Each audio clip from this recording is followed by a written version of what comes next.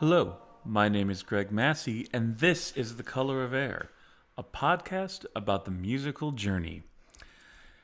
So we are up to episode 15, and lucky you get to hear the nice natural reverberation of my kitchen, which is where I'm recording the intro this week, because I can't be bothered to set my stuff up downstairs right now, which I think is the excuse I've given before, too. Basically, I'm lazy.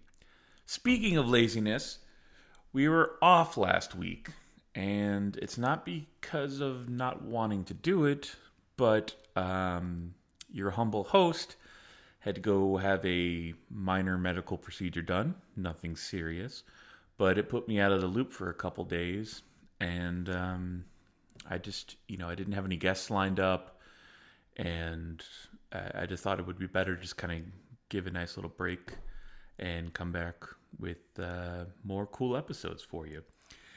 And before we get on to the new episodes, let me just say thank you again for how successful you wonderful Color of Air fans made the month of September for this podcast. We had 4 podcasts in that month. We had Ron from KO. We had my question and answer podcast. We had Toby Driver, and we had Byron for our special KO. Month to celebrate the impending release of their new album, Coffins on IO, which comes out on the Flenser record label on October 16th.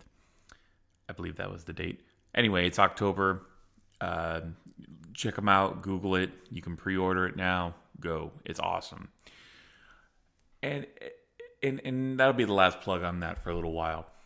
But I was very happy that all those episodes did really well for us. We set all sorts of new records in terms of downloads. And, I know pretty much it's coming from the KO. Fans. So I don't expect necessarily that trend will continue. But for the time being, it shows a really cool growth in this podcast in just 3 months. And I couldn't be happier. I got a lot of positive feedback. A lot more people listening, interacting with the podcast.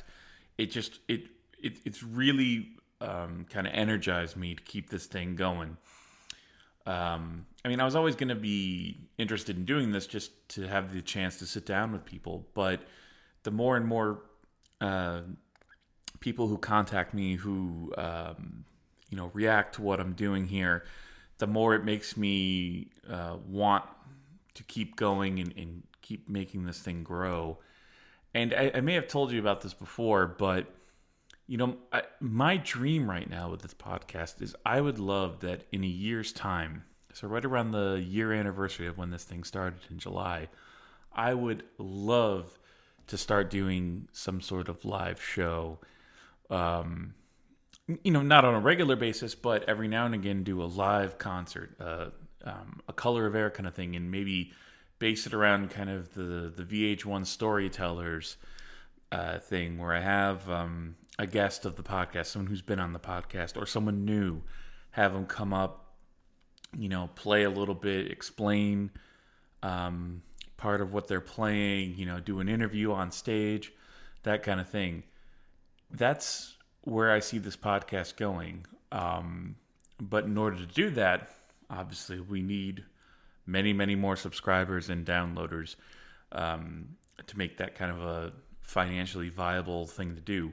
So if you're listening to this, please take a moment to subscribe, rate, and review us on iTunes or on Stitcher, whatever your preferred method is.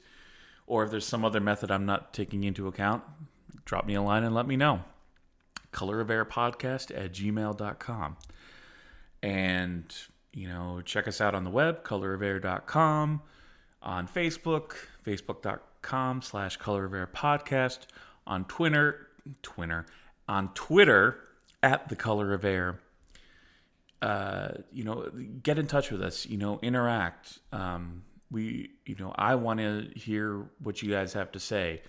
Let me know you're out there, because the more and more support I'm getting, the better it's going to be for the ideas that I have for this podcast.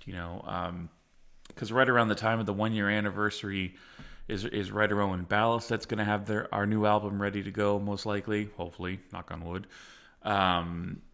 So I just think it's going to be a cool time to try and get some stuff done with this thing. Also, we don't have any sponsors yet, and when I set out to do this podcast, I really didn't want to end up with the normal podcast sponsors that everybody uses, and I'm pretty much sticking to that. Although, one idea I had is I was thinking it would be cool, since I do a lot of gear talk sometimes with our guests, to try and get gear sponsorship. Not necessarily to get me free gear, although that would be nice, but if I can get some in contact with some of the pedal makers, the other stuff I use, and then maybe do gear demos as part of the podcast, so I can present to you an interview, some music, and then maybe debut a new pedal or something like that. And these are all these ideas that kind of go through my head when I'm hopped up on coffee at work, and I think about what I need to do to really grow this thing. So that's all future planning. If anything comes of these ideas, I will let you know here first. But in the meantime, thanks for letting me blather on about my dreams. And if you want to help make those a reality, it doesn't cost you a cent. Just like I said, just subscribe, rate, and review. Eventually I'll probably do one of those Amazon things, because if I'm, talking about gear, and I have one of those Amazon things where you click on a link on my website to take you to Amazon and buy something, the show would get a little bit of a kickback. You wouldn't necessarily be giving money directly to the show. You would just be buying something like normal, and then we'd get a kickback from that. That's some route I'm looking to take, especially to coincide with if I could get some sort of gear thing going on, because how cool would that be to say, oh, here's my review of the Electro Harmonix Big Muff pedal, one of my favorite pedals in my arsenal. And, and I could tell you about how great it is. I can give you examples of me playing it. And then I could say, if you want this awesome sounding pedal, buy it through Amazon. And therefore, sponsors are happy. You guys are happy because you get a piece of gear you think is cool. And we get a little bit of a kickback. These are all ideas, again, hopped up on coffee now, spouting things off, blah, blah, blah, blah, blah. So keep that in mind. So continue with your support, please. I would love to get to the point where I have too many emails to respond to. I'm definitely not at that point yet, so please email me. I love getting the emails. I love hearing the feedback, the comments. So colorofairpodcast@gmail.com. On the music side of things, a couple plugs. As always, retconrecordings.com to download or to buy the ballad set material. And I think I mentioned on the episode last week that we've definitely gotten some people who bought it. It's a very low number, of course. I mean, we're an independent band releasing stuff independently. These things happen. There's not much we can really do about it. It's just kind of the nature of the business now. But yeah, if you're so inclined, please go check out my music. Please buy it if you get a chance. $4 for the new EP, Exordium. $2 of that goes to a really cool charity, and the money is being used appropriately. It's not a charity that wastes their money. It's Mains and Motions. It's therapeutic riding. It helps kids with disabilities, mental and physical. It helps soldiers returning from the wars with PTSD. It's just a beautiful thing that my mom started back in '99, and it's grown to be this almost year-round self-sustaining thing. And I'm very proud of it. It's the family charity. It's something I'm very excited to assist with. So please buy the album. Proceeds will go to the charity. Some of the proceeds will go to us to help keep Ballad Set moving. And And one last plug. If you are in or around the Worcester, Massachusetts area, this year, good friend of the show, Chris Farmeri of Metal Thursday Productions, is putting on his annual Halloween Tribute Fest. 3 nights, ladies and gentlemen, of amazing local acts paying tribute to various different bands. So 3 nights. We've got October 30th, October 31st, and November 1st, the Thursday, Friday, Saturday. I believe there are 14 different tributes going on over the course of those nights, and yours truly is part of 2. So if you come on the Thursday night, you can see me paying tribute to Rainbow. And if you come on the Saturday night show, you'll see me paying tribute to Megadeth. So it's a really fun show. It's always packed. And, the people in the Worcester metal scene, especially, the people that come to Ralph's, are such a cool group of people. They've really made Ballast feel welcome, made me feel welcome, even though we're not really the heaviest band in the world. They've welcomed us into their scene, and, I've met a lot of cool people, a lot of cool musicians, a lot of cool local bands, one of whom I'll have on the podcast in a couple weeks. And it's just going to be a really cool night. So if you're in or around the Worcester, Massachusetts area and you got nothing going on for Halloween, come on down, take a listen. All right, but now on to the episode. Episode 15. Who do we have today? Today we have Terry Syrek, shred guru, and basically all around awesome dude. Terry I met because when little, 13-year-old, 15-year-old Greg went away 1993 to his first summer camp. He went to the National Guitar Summer Workshop. Why am I speaking myself in that context? Anyway, I went to the National Guitar Summer Workshop. It was a yearly thing held throughout the summer at a campus in New Milford, Connecticut. And, 93 was my first year, my first time away from home, all by myself, rooming with a strange kid who was really obsessed with Danzig, if I remember correctly, and Typo Negative, definitely. I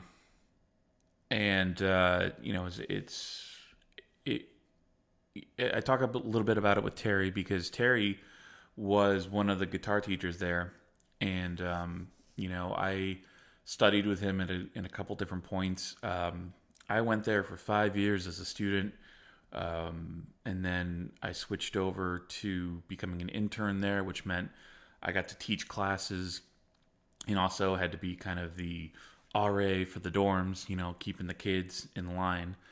And I didn't really talk about it too much with a lot of different people, but this summer camp was one of the most defining musical experiences of my life, because in 1993, when I first went there, I was a nerdy,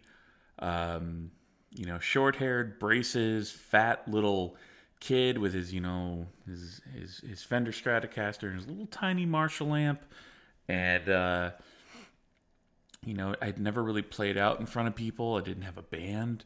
And one of the things that the National Guitar Summer Workshop used to do is you would take a major. So, for instance, my major would be Extreme Rock or Rock 1 or whatever it was. And you would learn, you'd have classes, you'd have other, smaller classes during the day. But then your major, whatever your main study was, would have an ensemble that would get together, and you would choose a tune and you would play it at the end of the week during a concert. So for me, the National Guitar Summer Workshop was something that really built my confidence as a performer. The first year was a little rough.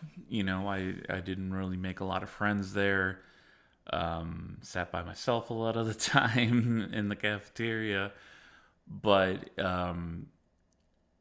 what I saw was, I saw the faculty concert, and I talk about this with Terry too, and I saw Terry with his candy-striped purple and green Jackson, Randy Rhoads, playing with this guy named Guy. Capuzzo, I think was his last name. Hopefully I'm getting that right.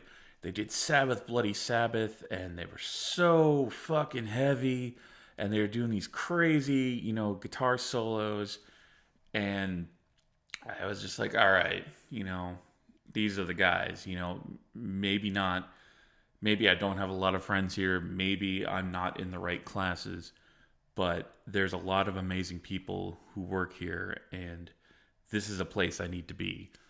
And so as I went, every subsequent year, 94 and 95, Toby came with me, and then 96 and 97, I went again by myself, but was in these kind of, I knew more people.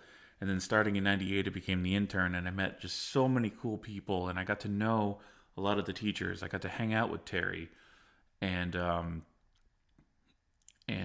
this is just one of these things. It's one of these experiences in my life that's just really, formative. It wasn't that it was the primary source of my learning, because, I had guitar teachers at home all throughout the year, and I'm not going to take away from them because they were just as important to my development. But this was a very special place, this campus, and it's not around anymore, which really sucks, because, it was a place where, I saw a lot of young kids, especially when I was an intern teaching, and I saw kids that would come back year after year, and, seeing how they progressed, and it was just a beautiful place. And so hats off to David Smallover, who was the guy who ran it, who started it. He was a cool guy. Met him a couple times, and he was always super nice to me. And I guess I should cut this so that you can get on to the interview. But just wanted to say that this was a beautiful place, and those of you who are listening to this who went there, hopefully this brings back some nostalgic memories for you, me talking with Terry. For those of you who never got to go there, I'm sorry, there's some evidence on YouTube of some of the concerts and things like that, but you really missed out on something special. And I'm hoping something like it pops up again, because, I think kids need it,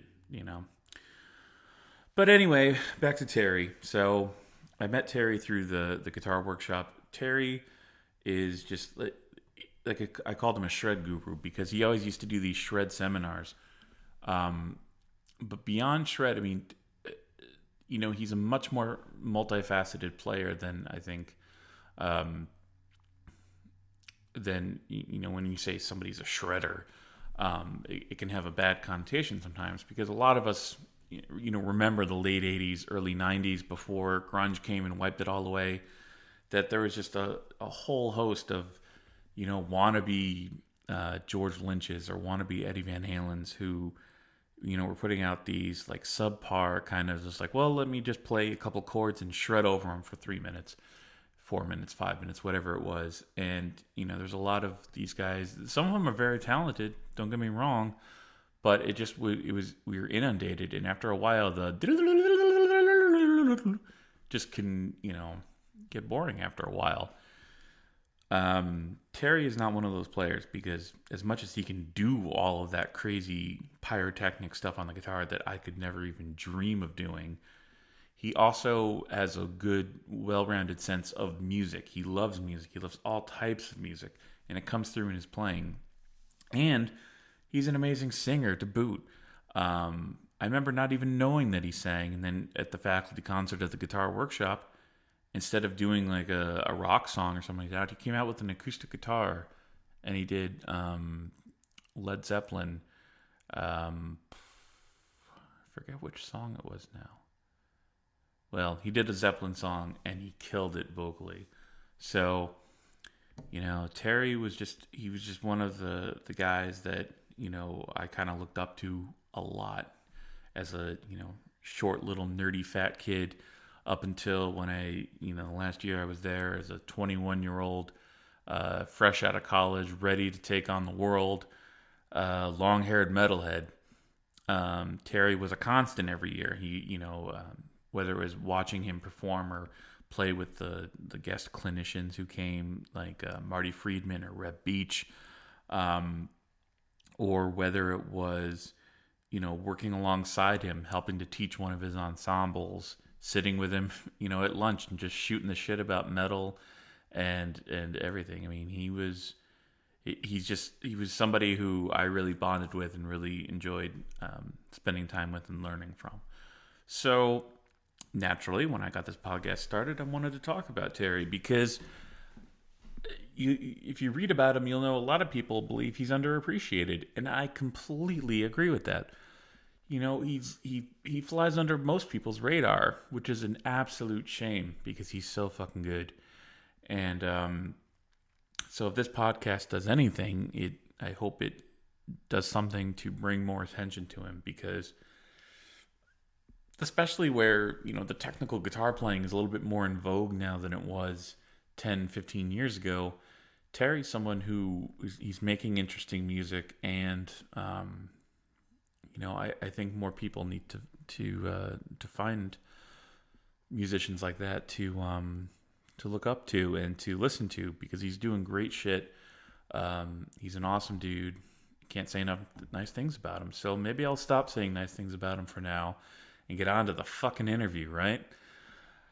So let's start off with some music, though. So I'm going to focus this episode on his last release, which was under the name Syrek, Syrek. The name of the album is called Machine Elves, and it's a brilliant... I said I was going to stop complimenting and just get on with the music. But it's brilliant. It's a brilliant prog metal album. So definitely buy it. You can find it on iTunes, on CD Baby. Please go buy it. Support amazing people who are putting their heart and soul into good music and releasing it themselves. They need your money to help keep going. So that's my diatribe for today. So here we go with Moth to Flame.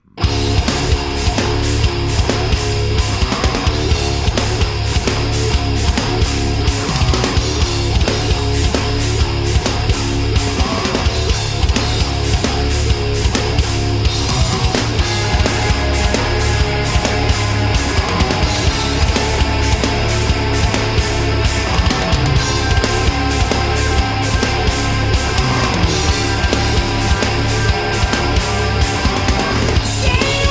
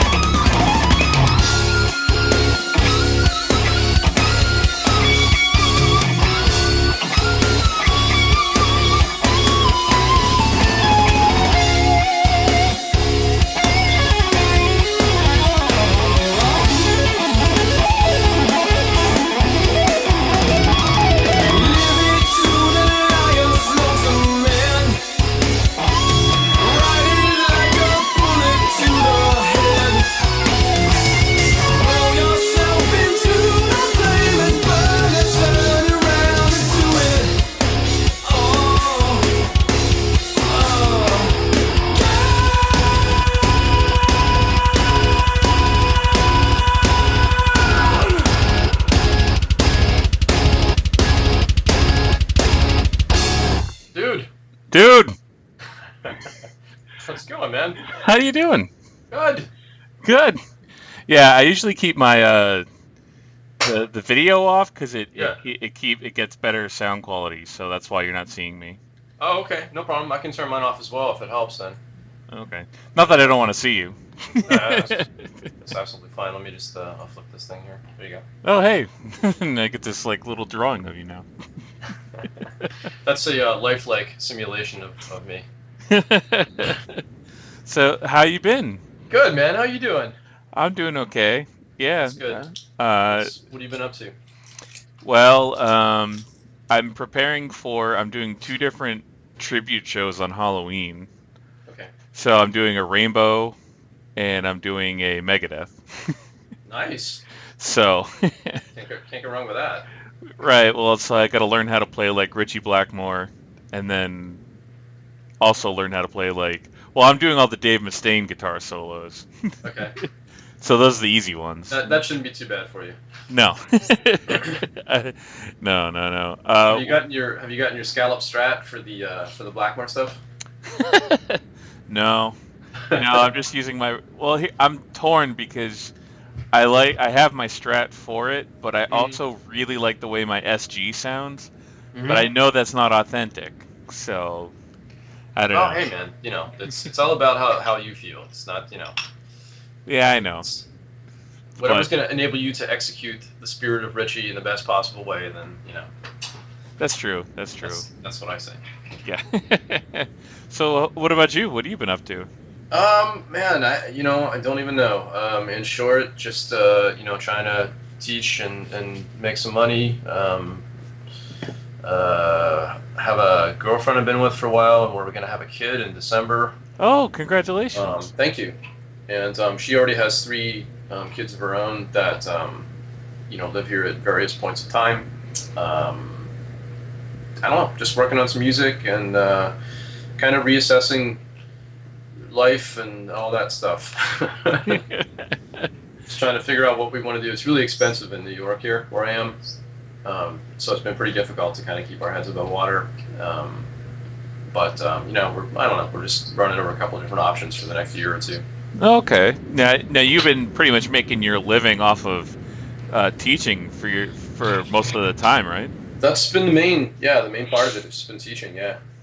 Okay. And you've been doing that for... Man, I've been teaching. It's for so long that I don't even know. It's probably been. Well, let's put it this way. It's been since probably somewhere around like 1985. Whoa. I started teaching, like, kind of, whatever, not officially, but I had people that used to come to the house. Like, we would do gigs, and I'm sure you do a gig, and then you have some people that are interested in what you do or whatever. And I didn't feel like I could actually charge people money because I was like 15 and just kind of learning myself. But they wanted to come over and ask me questions, and so I guess that was kind of the start of it. Oh wow. So I'd have them over for an hour or two and just be like, "Yo, this is what I'm doing." And yeah, this is me. I didn't actually start, making it a financial thing until probably like in college when I was at Berkeley and started to understand that I needed money. And I was like, okay.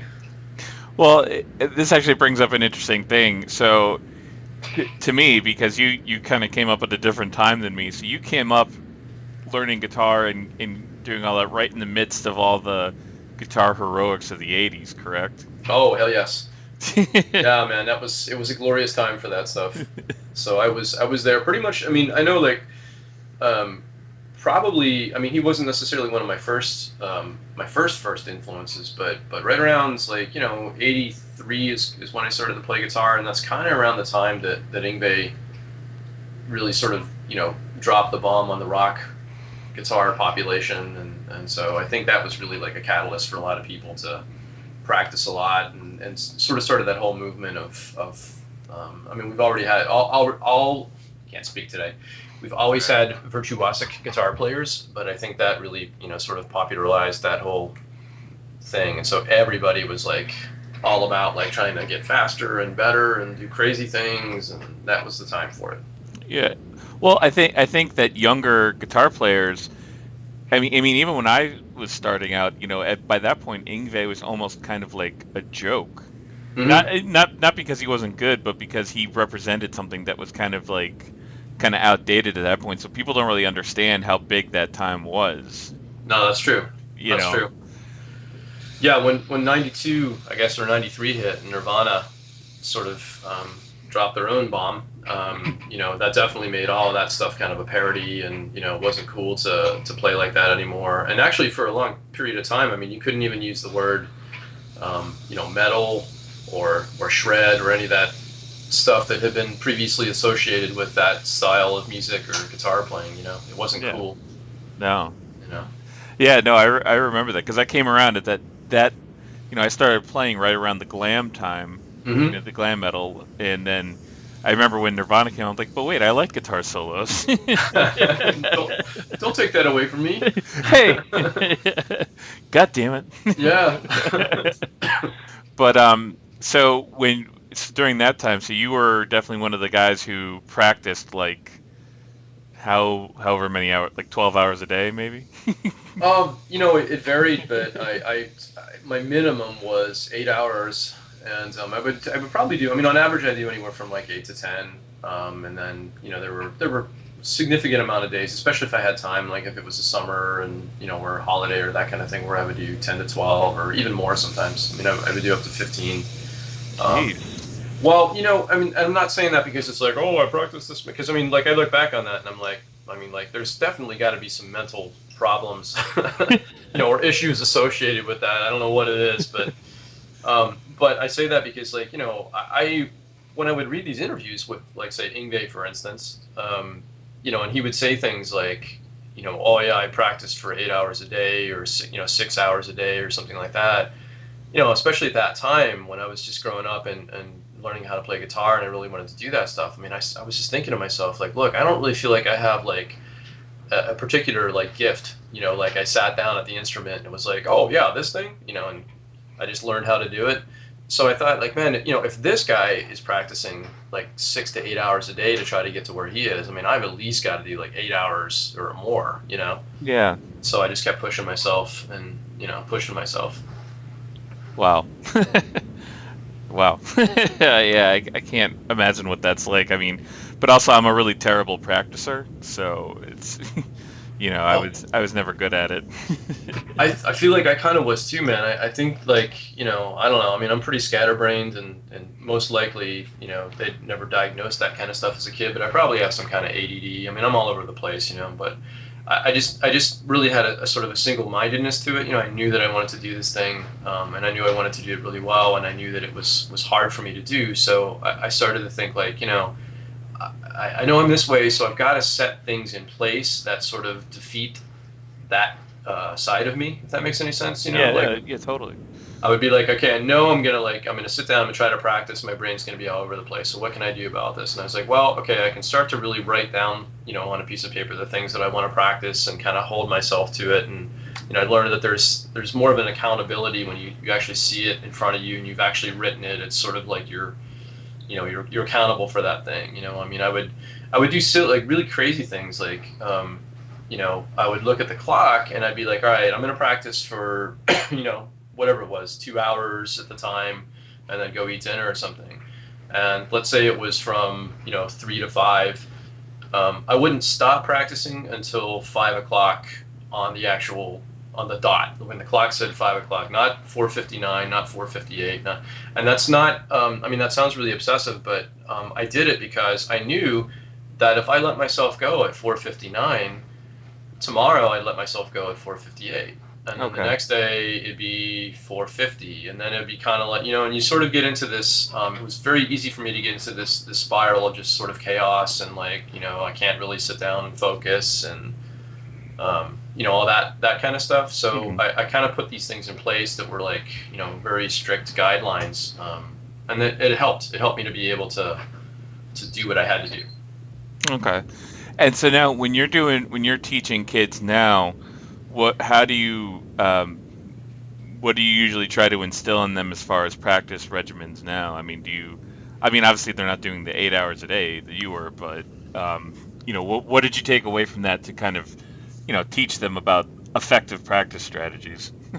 I mean, a lot of stuff, really. I mean, in brief, it's just, I mean, the biggest thing for me, like I said, was discipline. And I kind of see that, one of the biggest issues with anybody, I mean, whether you have like some component of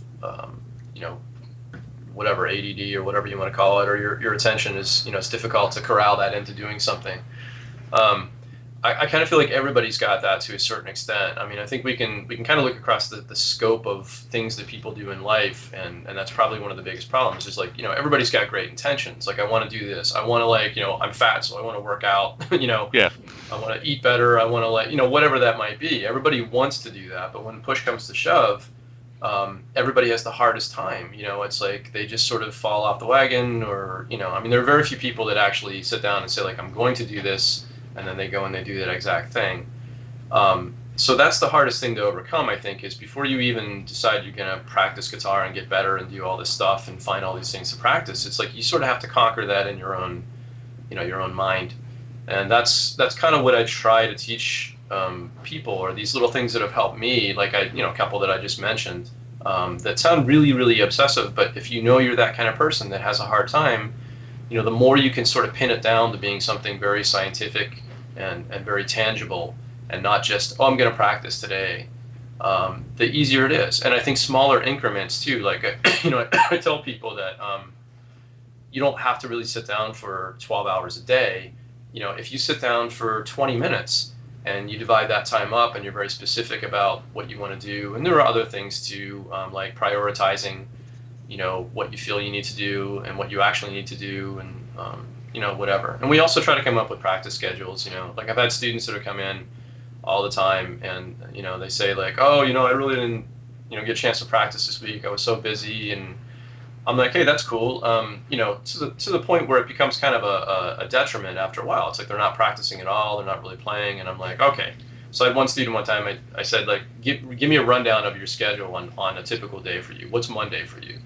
And he was like, well, I come home and I do this and I do this. And long story short, I mean, basically we found that there were a lot of periods of time during his day where he was like laying on the couch watching TV, or, went to sleep for a while, or he was talking to his friends on the phone, So I said, look, I'm not saying you can't do those things, but if you're serious about this, why don't we just take, a portion of that time when it seems like you're actually not really doing anything, just take a small portion and use that to practice, So we try to come up with, like, I don't know, strategies in that department, or, whatever. Oh, wow. That's the hardest thing to do, is to be disciplined to really do it. And obviously everybody's got varying levels. I mean, if it's somebody that does guitar for just absolute fun and they don't really care, they just want to learn a song or something like that, I'm not going to come down and be like, like, you got to practice for 12 hours and you got to, like, write a log out, and you got to, like, all that stuff. Yeah. If I don't hear Mixolydian played in every single. Yeah, exactly.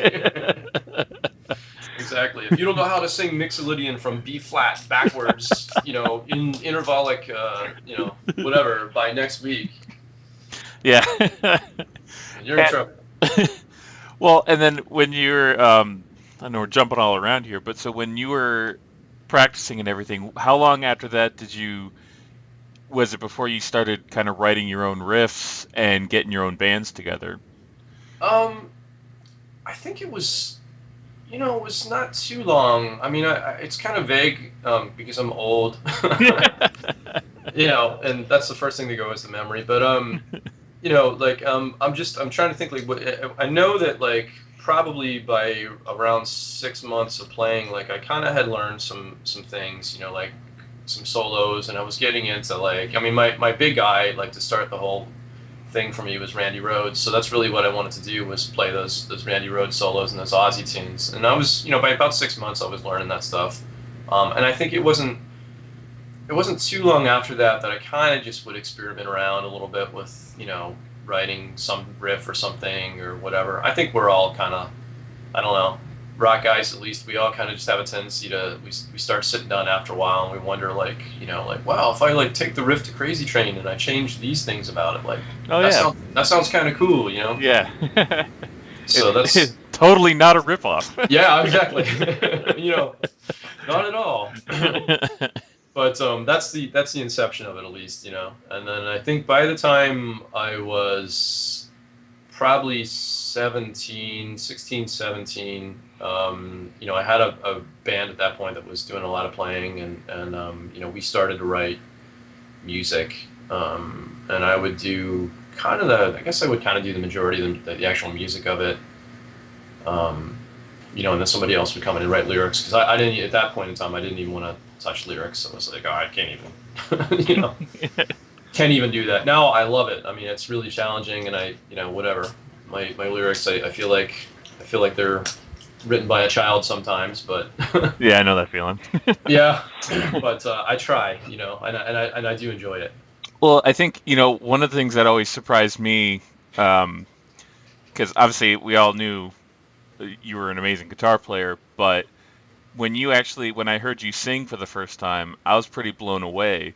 When did you start singing? When you were young, or did that come later? Well, thank you on both counts. I appreciate that. Thanks. This is the compliment hour, by the way. That's the subtext of these interviews. Hey, I appreciate it. Let me just start by saying that. I'm not really a singer. I just did it out of necessity. I mean, again, I think we've all kind of experimented around, maybe at some point, in the shower or in the car or wherever, where we like, you hear that Ronnie James Dio song, and you're you're just like, yeah, and then you realize, like, yeah, I really can't sing like that. Yeah. But I'm gonna try. Yeah. But I kind of started to do it out of necessity. I know, like, when I was at Berkeley, we'd come back for the summers. We would always put a band together in my hometown of Washington, Pennsylvania, and we had a band. I think the first year I came back, we put a band together, and we just, I mean, singers are always like the hardest people to find, because I don't know. I mean, I think that, like, I'm not sure exactly what's up with that, but it has something to do, I believe, with the fact that singing it's definitely something that you can practice and you can work on. But I think that the real core of it is, you got to have something to start with. And I don't necessarily know that that's as true for, like other instruments like guitar or whatever. I mean, you could almost have nothing and learn some chords, and you're still able to execute some stuff and get in the band, and it sounds pretty cool, or whatever. But singing, it's like you're right out front, you're right there, you're literally the mouthpiece for the entire group, and the focus of everything. So I think it's just really hard to find somebody that, is good. And I found that a lot of singers, and you can tell me your experiences too, but it seems that relatively universally, they're kind of difficult people to work with. And I think that's because, like, as guitar players, like I said, I mean, if we want to have any level of proficiency, excuse me, we have to practice and practice and practice. Whereas a singer, I mean, you have the voice or you don't have the voice. In the immortal words of, speaking of Ronnie James Dio, I think he said something to that effect. He said, you either have it or you don't. Yeah. And a lot of these guys are just, or girls are just really, I don't want to say lazy, but it's like they have this thing and they don't need to really work at it. So, to pin them down to being at band rehearsals and all that, I mean, it's just really been difficult. So, long story short, I mean, I started to kind of sing out of necessity, because we wanted to play and I could kind of hold a tune and, sing some of the songs or whatever. And then that kind of reappeared again when I was in a band in New York City in 94, 95 or something like that, I think. And our singer at the time lived in Boston, because we had all, moved from Boston down to New York, but he stayed. So we were in the same situation. It was like, it's really hard for him to come down to rehearse and to do these gigs. And, we were just like, well, the band was like, why don't you just try to do something? And I did, and that was pretty much it. Oh, okay. And like I said, I wasn't like, oh, wow, I can sing. It was pretty much like, okay, I have to sing because we need to play gigs. Okay. And that's really where it came from. Oh, I could say, luckily, my experience with singers has been a little bit easier. Good. Yeah, that is. Happy to hear that. Yeah, for us, finding bass players was the hardest part, actually. Oh, yeah. Yeah. But that's cool. And, well, And at what point did you decide now to go to Berkeley? I mean, were you thinking about going to Berkeley? Did you think about going to Musicians Institute at all, or because Yeah. those are kind of like the two big schools that you could go to at the time, right? Right. Yeah. Especially for like a rock guy. I mean, if you wanted to go to school, which a lot of people didn't because you knew that you were going to make it. um, you knew that you were just going to be in a metal band and storm the world and be as big as Iron Maiden and live in a castle and all that kind of stuff. You just knew that that's what was going to happen. But my parents were a little more practical, and they were kind of like, look, we'll help you to get through school, but you need to go to school because you need to do something at least. And I fought it and whatever, and I said, all right, I want to go to LA because that was really the happening place at the time. That's where all the bands were coming out of, and so I thought, well, I'll go to school out there to the Musicians Institute. I know that there's a lot of great players. At the time, Paul Gilbert had been teaching there, and a couple other guys, and that was kind of my goal. And my dad said, well, I'd really like you to be on the East Coast because that's pretty far, and came up with all this other stuff. And so I ended up going to the Berkeley summer program in after my junior year of high school, and it was a 5-week thing where you just go up and chill out. It's kind of like the workshop, but maybe a little more serious because it's Berkeley. And I had a great time. I really liked it. And it was funny because I remember all these other guys that I was hanging out with, and they were just like bitching and moaning the whole time, and like, I hate this place. It's so hard. It's like everything sucks, And I just kept feeling like an outcast because I'm like, man, this is like cool. Like I love this. It's like I'm learning about music, and I've got all these other guitar players around, and so I started to think like, okay, well maybe this Berkeley thing, it might be all right. Maybe that's what I should do. And then my dad, long story, but he ended up actually calling the head of the guitar department, who was Bill Levitt at the time. He's written a lot of the Berkeley books. Oh, yeah. Yeah, super, super awesome guy. He became kind of a friend of the family after a while, but I really liked him a lot. And he asked him. I mean, and the guy, it's funny because it's a testament to Bill Levitt because he actually took the phone call and talked to my dad, and was like, my dad was like, my son wants to go to, LA, and Bill was kind of like, look, he's like, I wouldn't say not to send him to LA, but if he's never been out of his hometown and he actually liked it here, then maybe you could try coming here for a year, and if he doesn't like it, then, you guys could reassess. But he's like, I know that LA is a really, really dog-eat-dog town, especially at the time in music, and he said, maybe this would be a good way to sort of acclimate himself to being in a bigger place. And so we all sort of agreed, and I went to Berkeley, and that was it. I stayed. Oh, that's cool. And when you were at Berkeley, what did you study? Were you doing guitar performance? Yeah, I did performance for, like, we had to declare, I forget what it was, like third semester, you had to declare your major. And I did performance for, I think, 2 semesters. And once again, Bill Levitt comes into the picture because I ended up talking to him, and I said, like, what do you think I should do? I mean, performance is what I want to do, but it seems kind of, I don't know. It seems kind of weird because I've been performing for years, at this point. I had been in bands, and, also the slant of it was a little bit more towards, jazz performance. Right. And he said, no, he said, honestly, he's like, I don't think you need to be in performance. He's like, I wouldn't take the major again if I were going through the school. He said, I would take professional music, which is more of a business-oriented kind of thing. He's like, that gives you a better idea of the actual business of music. So I said, okay, you're Bill Levitt. You're the Grand Imperial Poobah. I will trust you, And that's what I ended up doing, and that's what I graduated with. Okay. Well, and I think that kind of mentality was still there when I was working at Berkeley in 2001. It was the idea was, okay, well, you could study performance, but performance seemed like it had the most limited, influence in terms of what you're going to do afterwards. And, I found a lot more people were trying to do, okay, I'm going to do music production or music business, and like you said, professional music. It just seems like that was the smarter way to go. Yeah, no, I totally agree. I mean, looking back on it, I mean, there are a lot of different majors, I think, that, would definitely make more sense. I mean, I understand the draw performance is kind of an easy. It's like, well, I perform, so that's what I want to do. But when you really look into it, I mean, yeah, it's I don't know. I know that the engineering thing probably has become a lot more popular because a lot of people are really starting to do that on their own even. Yeah. So people want to learn more about that, and I know that program has probably gotten a lot bigger up there. It was, yeah. When I was there, that was the two big ones, or the most exclusive ones, were music production and film scoring. Yeah. Yep. Because those were, everybody wanted to do them, but they were also the toughest. Yeah. So.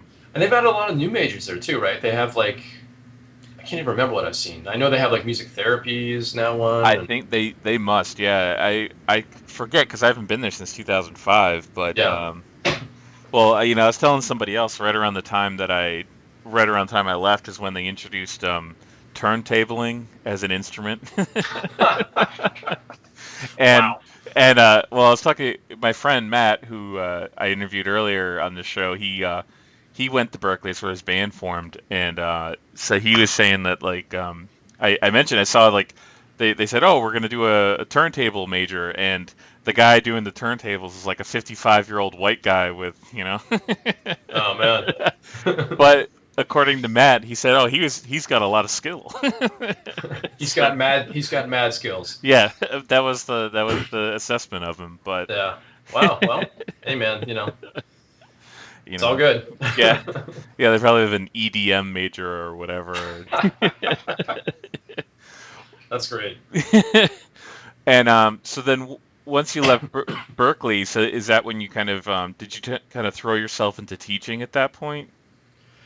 Yeah, I mean, teaching for me, it's definitely been something that I really love to do. But it's definitely, I think a lot of us, first and foremost, I got into music because I like to play music. And then, as we had talked about a little earlier, I started to really enjoy writing music and being in bands. And, ultimately for me, if I can play and write my own music and be in a band and actually, have some ability to support my family from that, that's what I would do predominantly. But when you're in music, I'm sure you know this, but it's like you all these other sort of pathways present themselves, and you start real life starts to kind of come crashing in. Mm-hmm. And so you start thinking okay, well, what else can I do? And you'll see that anybody that's a musician, that's not in some giant touring group or whatever, or some big time producer, or has made it on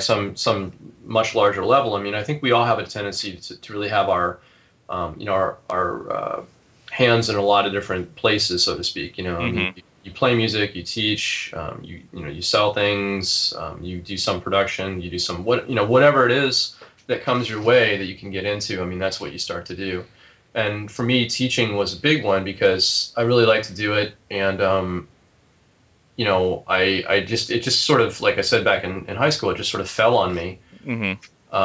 And I just kept going with it. And it seemed like the opportunities that were presented, with the guitar workshop and some other things, they kept coming to me. And now, as an older guy with a family and a kid on the way and all that kind of stuff, it's been really the only thing that's been steady enough, to keep that income going. And like I said, I mean, I really do, enjoy it as well. For the most part, I mean, everybody's got, students that they have to have because, they need to live. But I have to say that the majority of students that I've taught, I mean, it's really exciting to see, even on Facebook, all, my students are doing this and that and playing with this band and going out and doing this. And then, that's the thing for me that really just kicks my butt.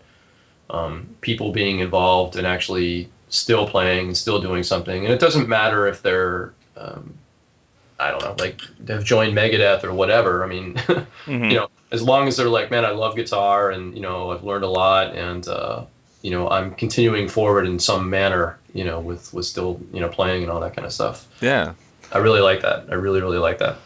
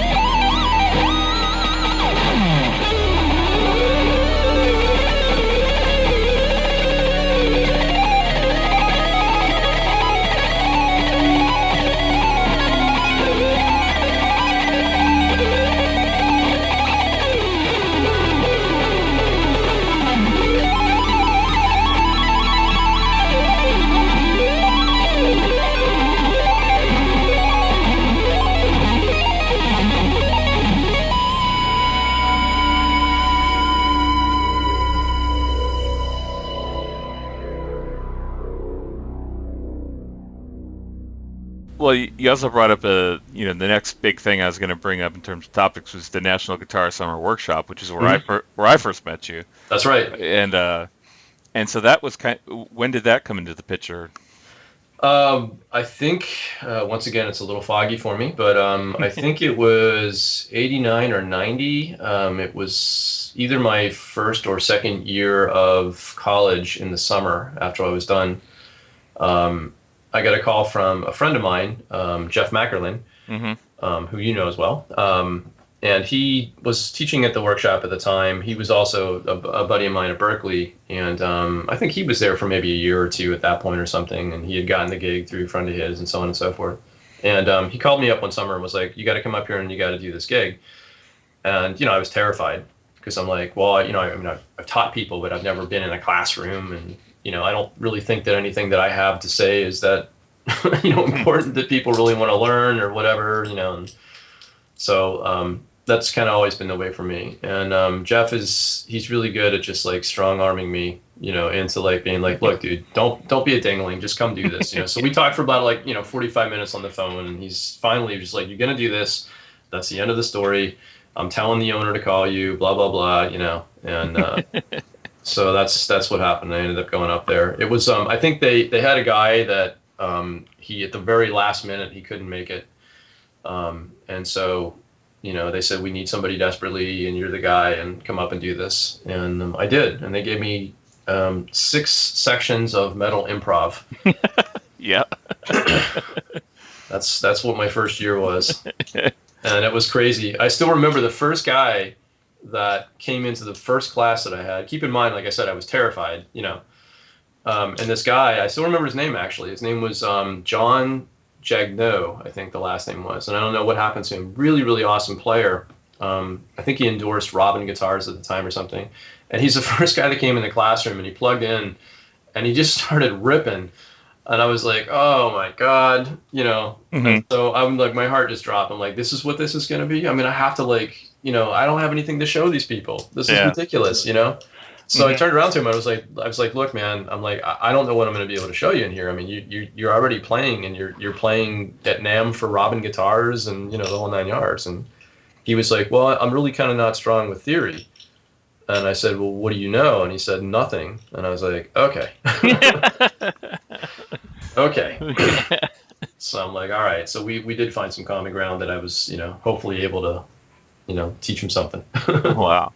Well, the guitar workshop, I haven't really talked about it too much in interviews I've done, Hmm. but that was such a pivotal thing for me because I mean I went there 10 years in a row, pretty much. Hmm. I think, either working or as a student, and I remember my very first year was summer of '93. Hmm. I had been playing for a year maybe, and I had my little my Mexican Strat, and I had short hair at the time. It's kind of kind of kind of nerdy. And I mean I remember being terrified myself going there, Yeah. and I remember people made fun of my guitar. Oh man. And also at the time I was a huge Metallica fan, and everybody was making fun of Kirk Hammett. Uh, So it had all the makings of me being like, all right, fuck this place, I'm not going back. yeah. Sure. Sure. But I remember what really got me was, okay, so I'm not really getting along with, I didn't have a lot of friends there. Um, they put me in Rock One, I think, and the guy who was Hmm. teaching it was, oh, I forget his name, Greg something. Oh, Oh, Greg Horn. yes, thank you. Yes. And cool guy, but like completely different. He's showing us like Rolling Stone stuff, and Yes. Yeah. like completely different than what I wanted. Yes. And I think what really got me was when I went to the faculty concert, and I remember I saw you and Guy doing Sabbath Bloody Sabbath, Oh my God. Yeah, I remember that. and you did the thing where you each played the part on each other's necks. Guitar And next, that is. Let's clarify that. yeah, sorry, yeah, guitar necks.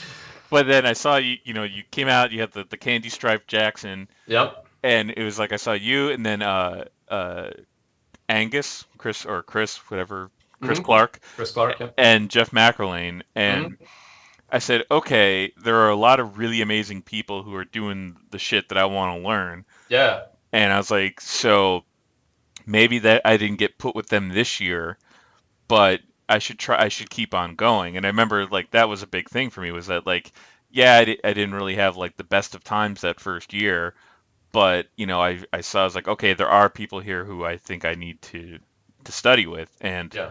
and that was the case. So then every year, like the next year, I studied. I took a class with Jeff, and then the year after I was with Angus, and then the year after that was with Matt Smith, and then year after that was you with the shred seminar. Yep. So it was just kind of like I saw that there was a progression, and to just kind of stick with it, and I think it was just like seeing that, and also seeing you play on stage with Marty Friedman that year was also a big thing too. So that was fun. yeah, that was fun. And what I was gonna say with the workshop too, I mean, you got to meet and play jam with a lot of amazing people throughout it too, which is something you don't really get to do as much with the the private lessons, right? No, I mean that's I miss it. It was really, really an incredible place and experience. I'm glad you hung in there. Yeah. That's definitely says something about you and maturity and your level of wisdom and everything. I mean, I think that I can totally understand that because I've seen that happen to a lot of people. Backtracking, I love Greg. I think he is really, an awesome dude. And he's, a good friend. But I can understand that that's not really his thing. And certainly when somebody comes in and, it'd be like, I don't know, having one of his students, like an acoustic player or something come in and, take my class. I mean, I'm sure they'd be like, what the hell is this guy? I want to get out of here, whatever. But he's definitely he's a great player and a great dude. And I think it's the tricky part about the workshop is sometimes the placement, it's tough to get into the right place. But if you can kind of see that there definitely are other people there that are going to be, in your style or more similar to what you want to do, and just hang in there, then, that happens. You get to the right place. Yeah, and it was just the introduction to me too of different styles too. I mean, as a metalhead, but then seeing like Morali Coriel do old soul tunes or whatever, and kill, and then seeing like Harry do the blues stuff. And, I mean, I think that was a really important thing for me, is seeing like all these players from different disciplines at the top of their game, just kind of show, and then also having these special guest guitar players come in too, and seeing Marty Friedman and seeing Red Beach and so yeah, that was a really cool place. No, absolutely, man. And you were there for the glory years. I mean, that whole period of time, I mean, that's when we did have a lot of those people that would come in. And yeah, I mean, you're right. It was like, I mean, for me, it was, as a teacher there, it was incredible to have like, I mean, the first year I was there, back when I was doing 6 sections of metal improv, our first guest was Zakk Wylde. Actually, I was going to get into that because I was going to ask you to tell the Zakk Wylde story. Okay, I'll tell you the Zakk Wylde story. But I mean, that was incredible. It was like, I mean, I didn't really, I mean, of course I was a Randy Rhoads fan, and Zakk had just got into Ozzy's band at the time. But still, it was like, okay, here's this larger than life person. He plays with Ozzy Osbourne, man. I mean, Ozzy Osbourne was like the pinnacle of metal, Right. It's like you don't get any more metal than the Prince of Darkness, I mean, that's what it was. And here's the guy that's his guitar player, and I've seen him in magazines, and back then, I mean, of course, not to completely sound like the old guy, although I probably already sounded like that in the first 2 minutes. Oh, no. Like we didn't have internet, we didn't have any of this stuff to really, interact with these people or make them more real, like, oh, it's just a guy and he like puts up his guitar videos and he's got his own Facebook, and, like this was like a legendary, I don't know if people can really understand that sort of dynamic, Mm-hmm. And here he is. He's like coming out of this car and he's walking around, he's got his bell bottoms, on, and he's just like, hey, what's up? And I'm like, holy crap, it's Zakk Wylde, and Jeff McErlane and I were actually the people that were, I'll use this word lightly, but responsible for Zakk at the time. They said, okay, you take Zakk around and, get him what he needs and make sure, whatever.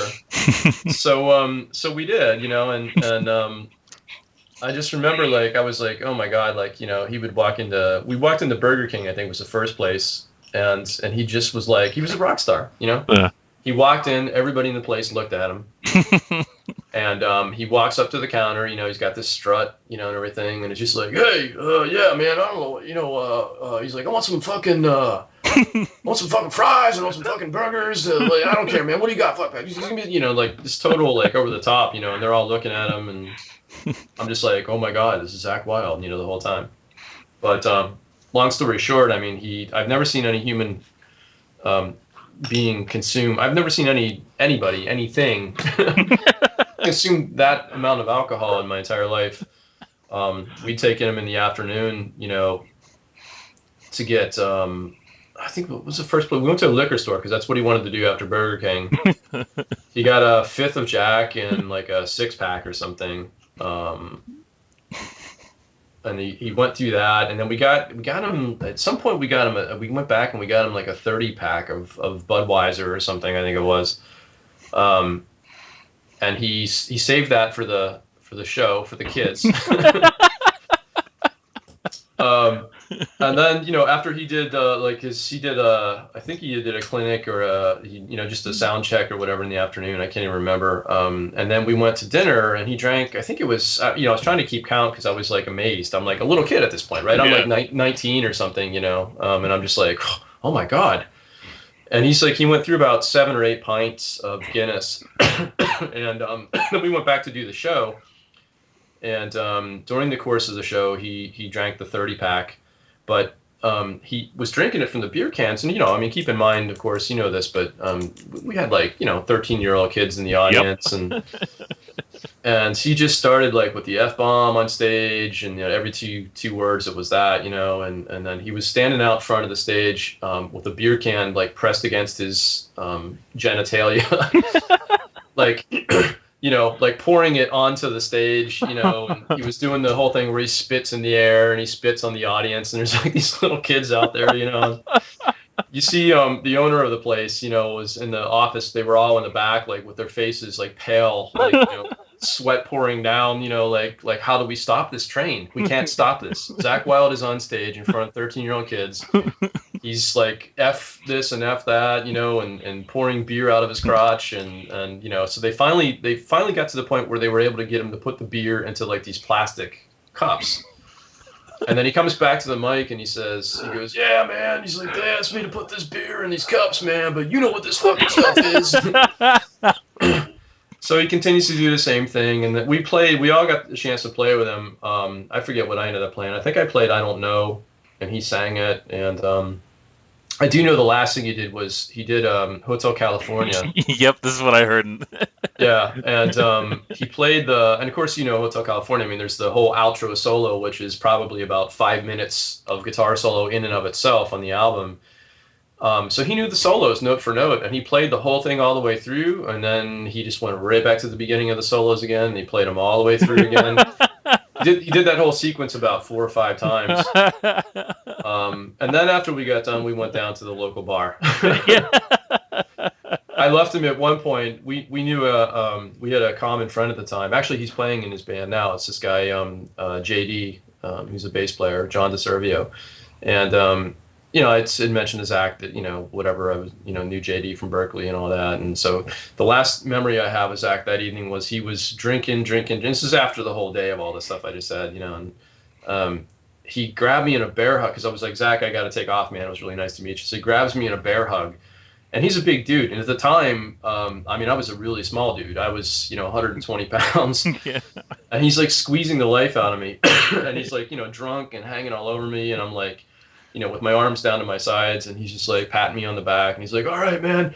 And he goes, yeah, man. And he starts talking about JD and how they were playing Sega baseball. And, you can see the fucking seams on the ball, man. It's awesome, And I'm just kind of half terrified and half it's one of the, I think the biggest thing about the workshop, and that's kind of an example of these moments, but it's almost like these weird dream sequences where you're like, you actually have a dream and it's like, yeah, there I was in the bar with drunk Zakk Wylde, like hugging me and talking about Tommy Lasorda baseball, and then you kind of come back into your body and you're like, yeah, this is actually happening, Yeah. So they told me after that, this was like 2 a.m. and I'm like, I got to get up and teach tomorrow, and they told me after that he ended up going back to the workshop or something. He was staying overnight somewhere, and I think he ended up peeing all over a couple of the teachers' shoes. And he ended up in the girls' dorm at one point, and they had to kick him out. And I don't know, it was a whole other thing after I left. But that was my first year, and I was like, "This place is awesome." I'm glad to get that on tape because the funny thing is when I was there, that was like in '93. That was the lore, was the Zakk Wylde story. Yeah. And then I remember it's all true. Yeah. And then when I started in teaching there or working there in '98, '99, I remember the funny thing for that is then the rumor was they're like, did you know that guy Terry, he totally, he fucking made Marty Friedman walk off stage. I was like, I was there for that. And I'm like, it was just a joke. It wasn't serious. It wasn't a serious, head cutting competition, No, it was fun. Yeah. It was fun. Yeah. So of all the people you got to, kind of interact with or, meet there, like, who was some people that you like really stand out as like, like heroes or something like that? I mean, did you meet Holdsworth through there as well? Yeah, I did. So many people that I really admired, Gilbert, and so many stories that we don't really even have time for probably. Right, no, I know.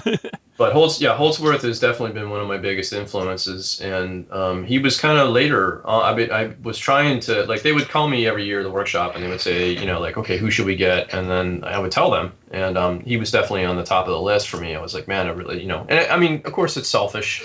Yeah. Part of it is like I really want to hang out with this guy and just whatever, bask in his awesomeness. And they finally one year, I think they finally got him. We had a guy that took over the duties of, I don't know what you want to call it, the A&R person for the workshop or something to talk to the guest artists. His name is Jim Ulrich. And he's a really awesome dude. And he actually was probably one of the only people that would call me and actually listen to what I had to say. And so he called me when I was like, yeah, you got to get Holdsworth again. And finally he did it, and then Holdsworth brought his band, which was incredible. And it was just really cool to be there. And, and of course, I'm sarcastic and I don't really with all these guys, they get so many like guitar nerd questions and people that really want to hang on and, whatever. And for me, it's like, at the end of the day, these guys are just people. And I don't want to treat them as, I don't know. I don't want to be annoying, I don't want to be like, okay, so what did you use in the guitar? But, so with Holdsworth, I just, I started joking around. With a lot of these guys, I started joking around. With Reb Beach, I was horrible. But, with Holdsworth, I just would ask him these like crazy questions just because I wanted to see what he would say. And, I didn't want it to be all about the guitar. I wanted him to have a good time and just relax, Mm-hmm. So, I would say, one of his best quotes was, hopefully I can say all these words on your podcast. Oh, yeah. It's totally uncensored.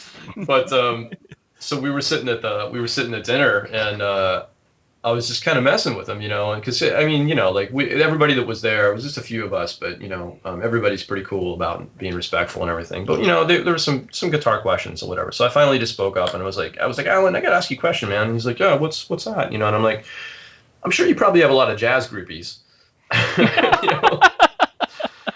And he kind of like stopped for a minute and he kind of like laughed, and whatever. I was just being sarcastic, because I don't know that I'm sure that probably happens, but the idea of jazz groupie to me is just kind of funny. Yeah. And so, he stops and he like kind of has this like introspective look on his face, and he's like puts his hand to his chin and he says, it's like, sometimes I look out into the audience and I think to myself, what a cock forest. And I just lost it. I was like in tears, I'm like, man, that's just awesome. It's so true. Yeah, oh yeah, I know. And I was like, Alan, I'm like, I'm not trying to put myself on your level at all, but I played probably progressive rock, I guess is the best way to describe it, or progressive metal for most of my life. Mm-hmm. And it's basically the exact same thing. Yeah. So he was awesome. Well, and then the one other story, like you said, there's a million, but just in terms of ones that I could relate to, because I do remember in '99, I think it was the first year Rusty Cooley came to that workshop campus. Yep. And I remember that Andrew Leonard was the classical guy. Yes. And he was telling me that there was the secret Rusty Terry jam session, and all the teachers were trying to all the other teachers were like, oh, Rusty and Terry are gonna jam. And they said like they all were tried to find out when you guys were gonna meet up and jam so that they could all kind of watch. Yeah. Yeah. We had a small audience there. Yeah. Oh my lord.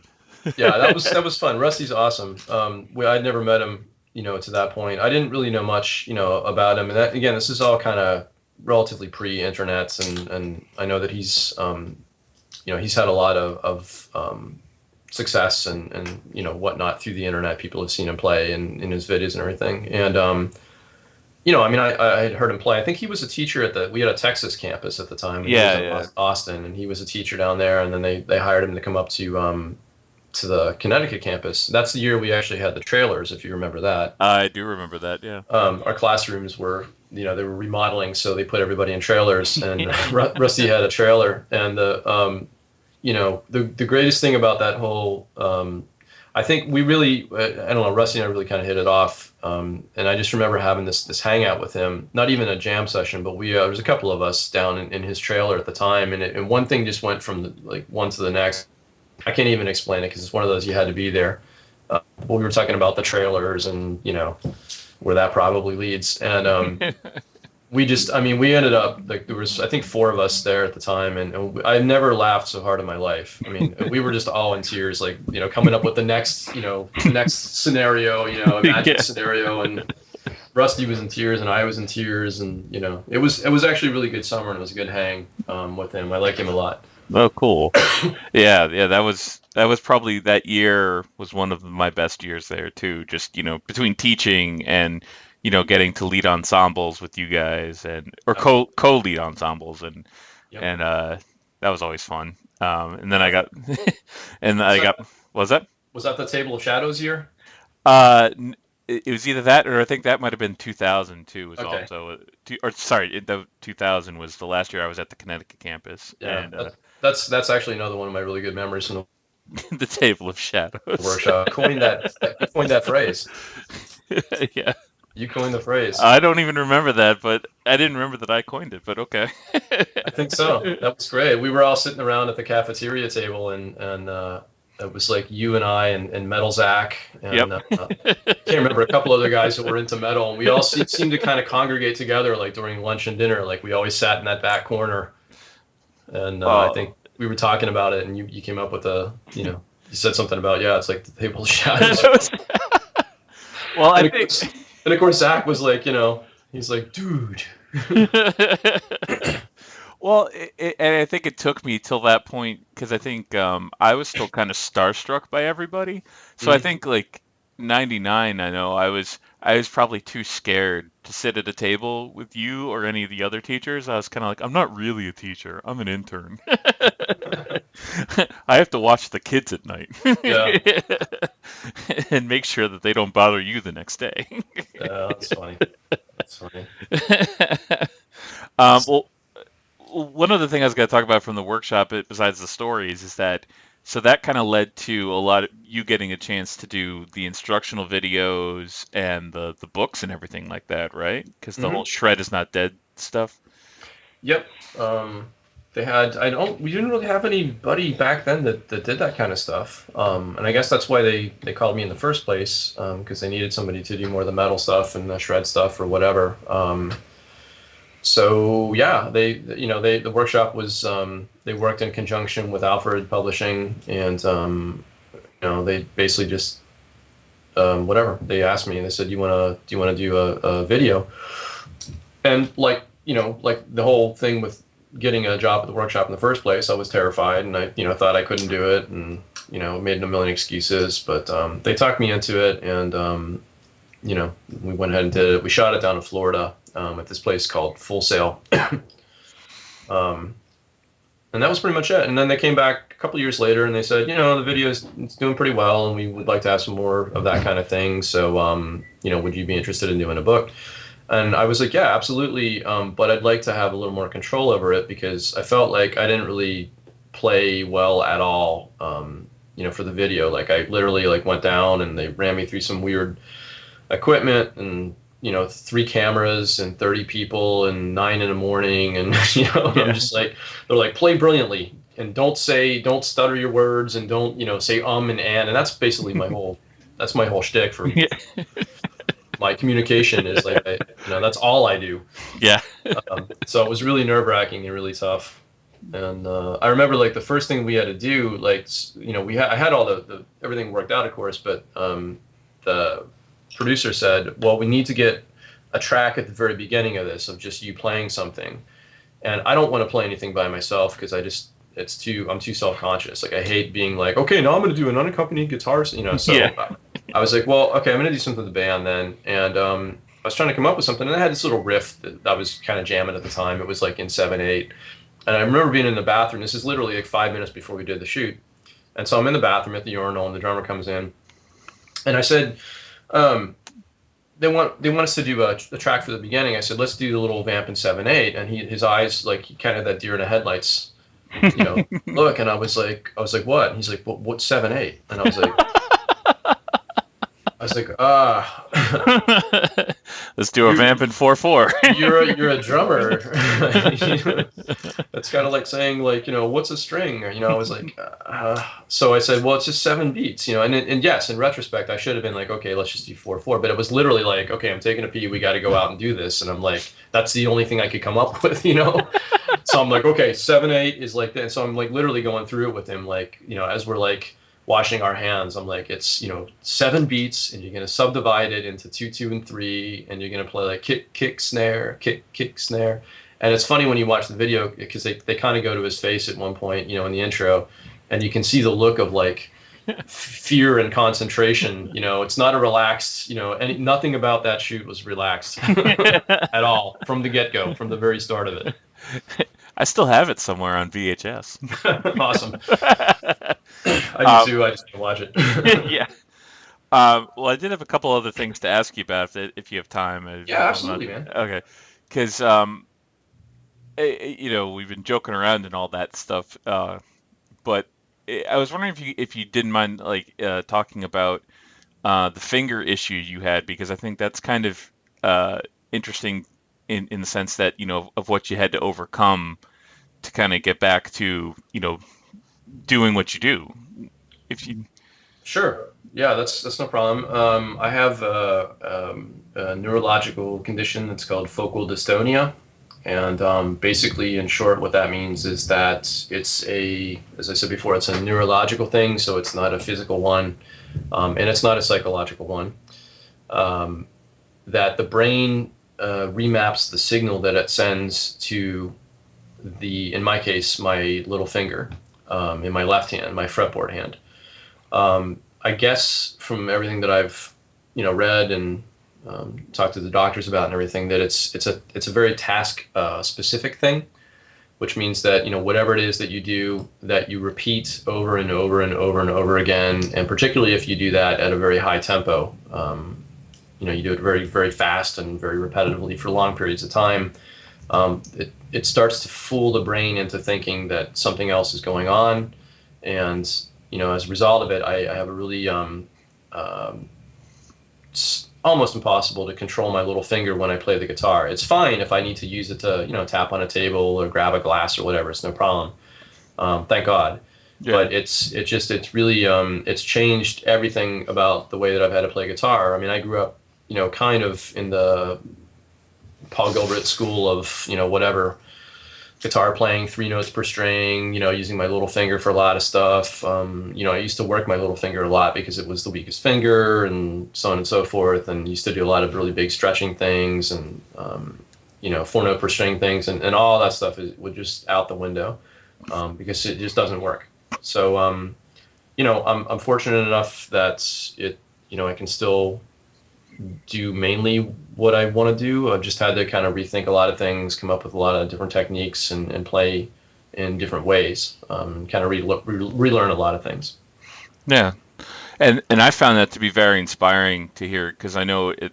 When I heard about it, I was like, oh man, it's terrible. But to see that you've kind of soldiered through and you've continued to make music and do what you do, I mean that's like a really inspiring thing that I think a lot of people should take away from this is yeah.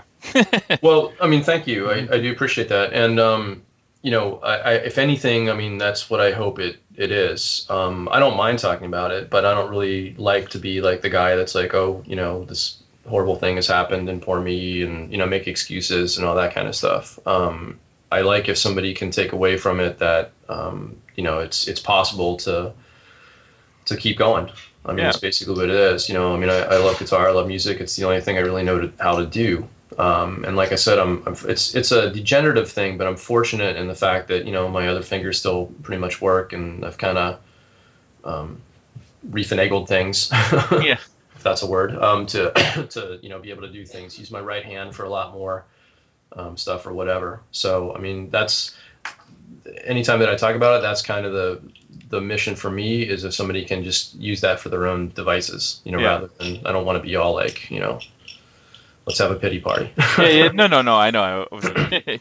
Yeah, I mean, it's not like you're the Django Reinhardt, 2 finger. No. Yeah. And I mean, that there's even a better example. I mean, that guy is, obviously, I mean, I can't even approach what he does. Right. So, and then you have, I won't even get into it, but you have people like Jason Becker. Oh, yeah. Who, have a devastating illness. And I can't even, when I think about the problems that I have, I'm just like, well, yeah. I mean, I don't care. Yeah. Even if I lost my ability to play guitar, I mean, I would be absolutely devastated, but life would go on. I don't know how he does it. Yeah, totally. So, God bless him. Yeah. He's an inspiration to me. Yeah. But on to cheerier topics too. Well, no, I wanted to touch back to the Zakk Wylde story. Yeah. quick, back to the Zakk story. Well, no, I mean, I did want to touch on that, but also, I mean, I just realized we've gone through. I haven't even mentioned. So, what? Let's talk about your releases. How many albums have you done so far? I guess, I mean, I don't even know whether to call the first couple of them albums or not. I mean, I did a 6-song cassette. Yep. That was, back in, I don't know when that was, the late 90s, maybe mid 90s, something. Yeah, and you had the handmade ads hung up around the campus. Yep. That stuff. That's kind of the first, I guess, real thing that I did for my own stuff, if you can consider it real. Then I did a 4-song EP after that I actually did have, pressed and released and all that stuff that you used to do when people bought CDs. I think that was around 2000, 2001 or something. And then the next thing I did was the album called which was 2005, I think. Mm-hmm. That's kind of the first thing that I really feel like it was like a real deal. I mean, I had, my good friend that plays drums with me all the time, Greg Callenber. I mean, he played drums on it, and like we sort of did it as a band rather than me like in my room. Mm-hmm. And then the last thing I did was Machine Elves. I guess that was 2 years ago, and it was the same. Greg and I did the project together, and I put as much effort as I've ever put into anything into that one, because I actually had it mixed by another friend of mine, Jeremy Krall, who did an amazing job, and then we went down to the city to a mastering place down there and had it mastered. Master Disc actually was the place. They do a lot of pretty serious stuff. Mm-hmm.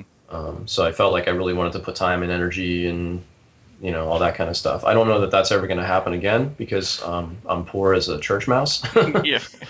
um, but I definitely will be putting other stuff out. I think I'll just probably do it in a little bit more of a low key kind of thing. And as I said, nobody buys CDs anymore, so there's that whole thing. probably won't release it as a physical copy, even though like everything inside me screams that I must release it as a physical copy. Yeah, that was the way for me too. And I've got 600 CDs in my closet now. Yes, yeah, that's funny, man.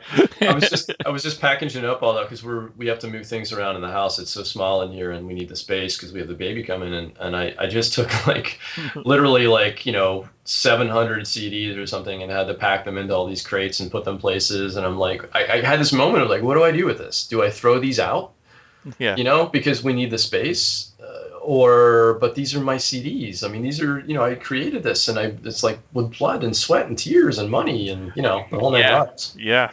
So I opted to keep them. Okay. For now. Yeah, for now. All right. Well, if you're listening to this, go buy Terry's CDs. Please. He needs all of them. Yeah. All 700 of them. Yeah. Please do that. Well, that's cool. And so for right now, you don't really have anything coming out anytime soon, then. Nothing specific. I'm always like I like a lot of stuff, musically, and I like to write silly little acoustic songs and weird tunings, and I like to write I don't know, like I've been listening to all this I don't even know what you call it, like post rock, which I'm probably about like 10 years too late, because I know that was hip in like 2005. But, it's okay. But I dig it. It's just cool. Like, I mean, so I mean, there's just different, like, I listen to a lot of world music. Shakti was a band that kind of was the gateway for me with John McLaughlin and El Shankar and Zakir Hussain and all that stuff. That was kind of a gateway for me into that stuff. So I really enjoy, and it's like, so I'm always like scattered, like, okay, what am I going to write? I'm going to write this thing. And I've got all this like stuff laying around where there's little bits and pieces of each of the styles, or just straight ahead rock stuff or whatever. So it's just tough, to really decide this is what I'm going to do. But I guess I've decided that, the core of me is probably pretty firmly ensconced in some various form of progressive metal to whatever, give it some kind of term. Mm-hmm. And there's, the guitar component of that. So I think I'm working on a bunch of tunes right now, and, I really need to employ some of this discipline that I've been yapping about here for the first part of the podcast. But I have a couple tunes written and kind of demoed, and it's basically just guitar, like wacky guitar, instrumental, progressive stuff, which I really have no desire to do like, oh, I'm the guitar guy, look at me, but I kind of feel like, the two people out there that know what I do, that's kind of what they know me for. So I'm going to go ahead and just try to maybe put a little more of a guitar specific thing together and then put it out. Will probably be the next thing that happens. Okay, cool. And do you do a lot of gigs around town? No, I wish. Again, the teaching thing for me has been something that I've kind of fallen into more than anything else. And I think it's a combination of that, and it's just really hard to find anybody to put anything together with. I, played in some cover bands, was probably the last thing I did for a while with some friends of mine. But, one of which moved, 2.5 hours away. So like that kind of fell through, and yeah. I honestly, I don't know the people to put it together. And I really don't want to like, everybody's like, well, you just like, go to Craigslist, and so I've checked it out, but every time I go to Craigslist, I just get depressed, because it's like, I see all these like, and you can just kind of tell, I'm sure but it's like, you can just kind of tell by the way that people word things, like, okay. Yeah, it's not even just the way they word things, it's also the way they read your ad too, because I put a bass player ad out a couple of years ago, and I just happened to put, like, you talk about the bands that influence you. So I was like, oh, well, I really like, Iron Maiden and blah, blah, blah. And I really like Jethro Tull and blah, blah, blah. And this guy writes back to me and he says, oh, I see that you cover Jethro Tull. He's like, I can play flute. Nice. I was just like, I wrote back to him. I said, well, we actually don't cover them. I just really like them, but okay. Yeah, well, that's the start. Yeah. Yeah, But no, that makes total sense, man. I think that's what really scares me. We had an experience when I was in a band down in New York City. We were like kind of a progressive rock thing, and our bass player at the time, we were looking for a singer, and he said like, we should really word the ad so that we, I forget what he said, but it was like, metal band seeks theatrical vocalist, blah blah blah. And they put my number. This was in the Village Voice, they put my number in there. And so I was getting all these calls, and like, I had these people call me that were just out of their freaking minds, or they just didn't get it, I had a guy call me, and he was like, hello, I am so-and-so, and let me just tell you a little bit about what I do. I have a monkey that I have on stage, and I wear a feather boa, and then I beat the monkey with a stick, and and I mainly work the cruise ships around New York City, and it's kind of a cabaret thing, but and I'm like, okay, well, let me just tell you where we're coming from. We have big, loud, distorted, scary guitars, and play in really wacky time signatures, and yeah, I think I could do that, and I'm like, so that whole experience for me, I'm really like, shocked and appalled, or just gun shy about trying to put it out there like that again, I think. yeah, no, I totally. It's terrifying. I know it was, and it was the funny part was I told our bass player, once I got the call, I was like, this guy called, and I told him the story, and he's like, dude, that's the guy, man. We should get him. We could have a monkey on stage. I know. I was like, you know what? Maybe you're right. I don't know. Maybe I need to rethink this. No other band has a monkey on stage. Totally. I could have been like famous by now, like, or like, oh yeah, that's the band with the monkey. Well, well, and then, but also you do a lot of columns and things like that for different websites and everything, correct? Are you still doing that a lot? I was doing it for a while, yeah. I mean, every once in a while somebody will come up and want me to do something. I think the last thing I really did was, what the heck's the name of the guitar magazine? Premier Guitar. I did a column for Premier Guitar for a year, like an online thing. But I haven't really done much since then. I guess it's one of those things too that once again, I should probably get off my butt and actually, motivate to contact people and all that kind of stuff. And that I'm really guilty of not doing that. And I don't know that it's for lack of desire, as much as it's just sort of, that crippling self-doubt. Yeah, no, I know. I know. I've been working on an album for 5 years. I know that feeling. I saw a great thing on the internet. It was like a pie graph or something, and it was like it was almost like two circles that intersect each other, like a Vesica Piscis, and in the middle of it, it said on one circle it said absolute narcissism, and then the other one said crippling self-doubt, and in the middle where they intersect, it was like art. Yep. And I'm like, yeah, I can see that. That makes sense. That's me in graph form. Yeah, that's it. Some days I'm like, yeah, man, I'm good. And some days I'm like, I'm the worst person on the face of the earth. Well, that was pretty much all the stuff I had to ask you about. So where can people find your stuff? Because anybody listening should go legally download and purchase. Spoken like a true musician, Greg. Yeah, I know. Yeah. That's awesome. Seriously. I have stuff, at CD Baby. The last 2 CDs that I've done, and Machine Elves are both up there. And I think it's also on iTunes and Amazon. You can just do a search for my name. I think it's weird because I did the first, is under Terry Syrek and Machine Elves is under Syrek. So for some reason, if I've ever done a search, the one comes up if you have the first name, and yeah, I don't know. But regardless, they're up there somewhere. And I have a website, which I don't really update enough. and a Facebook page, of course, which anybody's welcome to join as long as they're not a crazy stalker or they want to be a blatant self-promotionalist and put all their stuff up on my front page and not ask, Yeah. Or a prog metal groupie. Yeah. which are usually young foreign boys.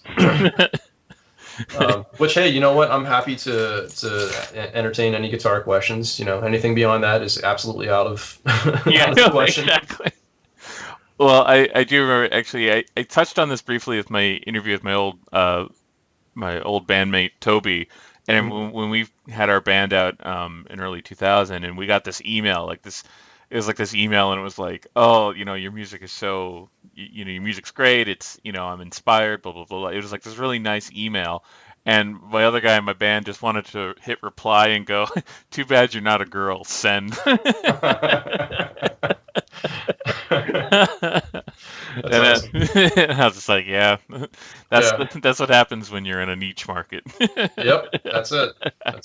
But you know, I mean, like I said, I'm thankful for that's why I got into music in the first place. You know, I mean, I know that for some people that's not it, but I'm actually, you know, I'm firmly ensconced in my relationship, and I really appreciate people that, you know, I mean, of all walks of life that actually want to take the time to say like, hey, you know, I liked your stuff. Yeah, exactly. So I'm totally down with it. Well, thank you for taking the time, man. It was really cool to catch up with you and talk about fun old stories. Oh, absolutely, man. Thank you, Greg. I really appreciate the opportunity, man. And you know, if there's anything that I can do to facilitate the podcasts or anything you need, let me know. All right, cool. And I will be putting in some tracks from Machine Elves before, Cool. just so, you know, I usually put music on too so people can hear what you sound like. Awesome. Well, thank you. I really appreciate it. Sure. All right, and we'll talk again soon. All right, Greg. Awesome catching up with you, man. Yeah, man. Talk soon. Okay, great. Take care. Yep.